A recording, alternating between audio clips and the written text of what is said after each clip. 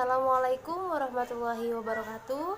Perkenalkan, nama saya Siti Masito. Saya dari Prodi Pendidikan Ilmu Bahasa Inggris, NIM 1882050041, mata kuliah Bahasa Indonesia, dosen pengampu Ibu Sulistiawati MPD. Baik, di sini saya akan menjelaskan tentang diksi. Apa itu diksi? Pengertian diksi. Diksi adalah suatu pilihan kata yang tepat dan selaras dengan penggunaannya dalam menyampaikan sebuah gagasan atau cerita yang meliputi gaya bahasa, ungkapan, pilihan kata, dan lain-lain sehingga didapatkan efek sesuai dengan yang diinginkan. Kemudian pengertian diksi menurut para ahli. Agar lebih memahami apa itu arti diksi, maka kita bisa merujuk kepada pendapat beberapa ahli. Yang pertama, menurut Harimurti. Menurut Harimurti, pengertian diksi adalah pilihan kata dan kejelasan lafal untuk memperoleh efek tertentu dalam berbicara di depan umum ataupun dalam mengarang. Kemudian yang kedua, menurut Endre. Menurut Endre, pengertian diksi adalah penggunaan kata yang sesuai dalam mewakili pikiran dan juga perasaan yang ingin dinyatakan dalam suatu pola untuk kalimat. Kemudian yang ketiga, menurut Kamus Besar Bahasa Indonesia atau KBBI, diksi adalah pilihan kata yang memiliki makna tepat dan selaras atau dalam penggunaannya memiliki kecocokan dalam mengungkapkan gagasan dengan pokok pembicaraan, peristiwa, dan khalayak pembaca atau pendengar pilihan kata. Kemudian ciri-ciri diksi. Ciri-ciri diksi sebagai berikut. Yang pertama, tepat pada pilihan kata guna mengungkapkan gagasan ataupun hal yang diamanatkan. Kemudian yang kedua, bisa digunakan untuk membedakan nuansa makna dengan bentuk yang sesuai terhadap gagasan dan situasi maupun nilai rasa pembacanya. Kemudian yang ketiga, memakai pembendaharaan kata yang dipunya oleh masyarakat bahasanya serta bisa menggerakkan atau memberdayakan kekayaan itu menjadi sebuah kata yang jelas. Kemudian manfaat diksi. Diksi juga bermanfaat agar pembaca atau pendengarnya dapat membedakan dengan baik kata-kata yang denotatif, sinonim, konotatif, antonim, maupun kata yang mempunyai ejaan hampir mirip. Sementara bagi penulis sendiri, diksi bisa bermanfaat supaya penulis dapat membedakan kata-kata yang telah ditulisnya dengan kata-kata yang telah dikutipnya milik orang lain. Kemudian fungsi diksi. Mengacu pada pengertian diksi, fungsi diksi adalah pemilihan kata dan cara penyampaiannya dapat dilakukan dengan tepat sehingga orang lain mengerti maksud yang disampaikan. Diksi juga berfungsi untuk memperindah satu kalimat. Misalnya, diksi dalam suatu cerita dengan diksi yang baik penyampaian cerita dapat dilakukan secara runtut, menjelaskan tokoh-tokoh, mendeskripsikan latar, waktu, dan sebagainya. Kemudian secara umum fungsi diksi sebagai berikut. Yang pertama, membantu audiens atau pembaca mengerti apa yang disampaikan penulis atau pembicara. Kemudian yang kedua, menciptakan aktivitas komunikasi yang lebih efektif dan efisien. Kemudian yang ketiga, menyampaikan gagasan atau ide dengan tepat.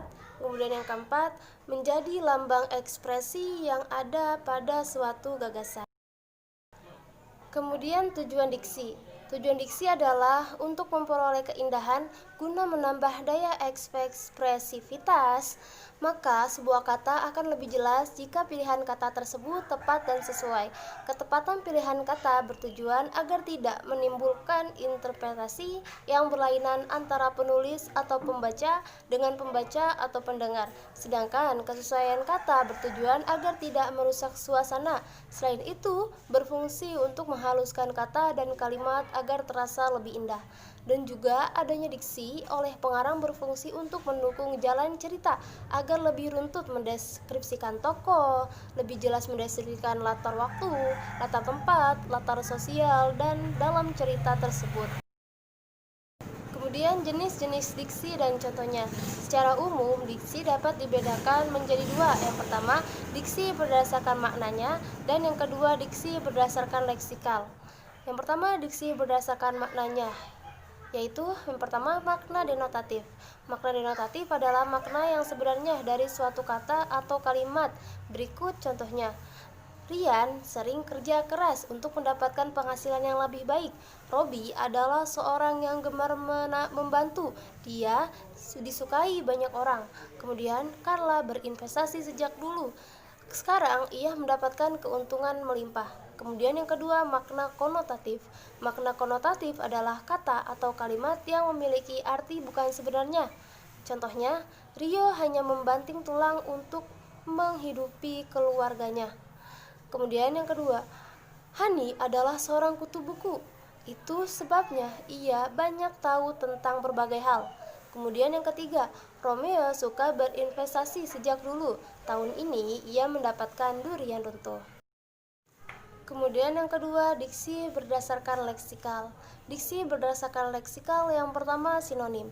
Sinonim adalah kata yang mempunyai arti yang sama dengan kata lain. Contohnya, bahagia, senang, matahari, mentari. Kemudian yang kedua, antonim.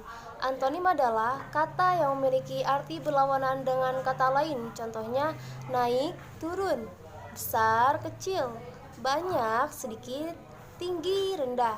Kemudian yang ketiga, homonim.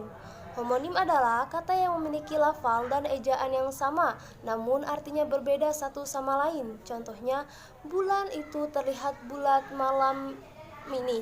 Kemudian yang kedua, semua karyawan mendapatkan gaji setiap bulan. Kata bulan pada kedua kalimat tersebut memiliki arti yang berbeda, walaupun ejaan dan lafalnya sama. Kemudian yang keempat, homofon. Homofon adalah kata yang memiliki arti ejaan dan maknanya yang berbeda, namun lafal sama. Berikut contohnya, Anton menabung uangnya di bank secara rutin. Bank Anton bekerja di perusahaan pembiayaan. Kata bank BANK dan bank BANG pada kalimat di atas memiliki lafal yang sama, namun ejaan dan maknanya berbeda. Kemudian yang kelima, homograf. Homograf adalah kata yang memiliki lafal dan arti yang berbeda, namun ejaannya sama. Berikut contoh homograf. Makanan favorit wanita itu adalah tahu goreng. Wanita itu tidak tahu kalau hari ini libur. Kata tahu pada kalimat di atas ejaan. Kemudian yang keenam, polisemi. Polisemi adalah kata yang memiliki lebih dari satu arti. Contohnya, para nasabah yang menabung di bank akan mendapat bunga setiap bulan. Andini adalah salah satu bunga desa yang paling cantik. Kata bunga pada kalimat di atas memiliki arti yang berbeda, walaupun menggunakan kata yang. Kemudian hipernim dan hiponim.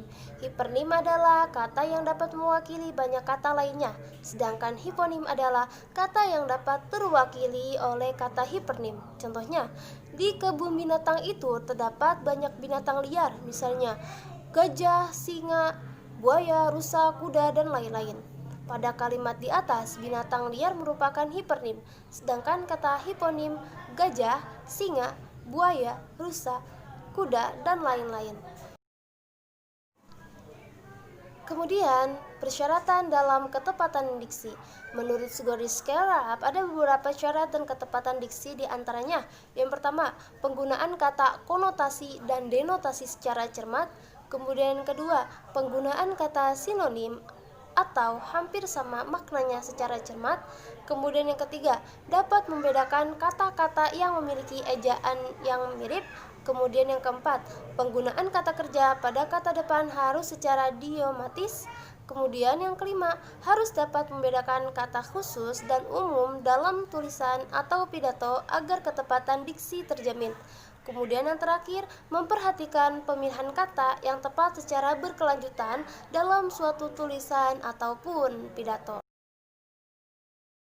Baik, demikian penjelasan dari saya. Kurang dan lebihnya saya mohon maaf apabila ada kata yang menyinggung atau lain sebagainya. Wabillahi taufiq wal hidayah. Wassalamualaikum warahmatullahi wabarakatuh.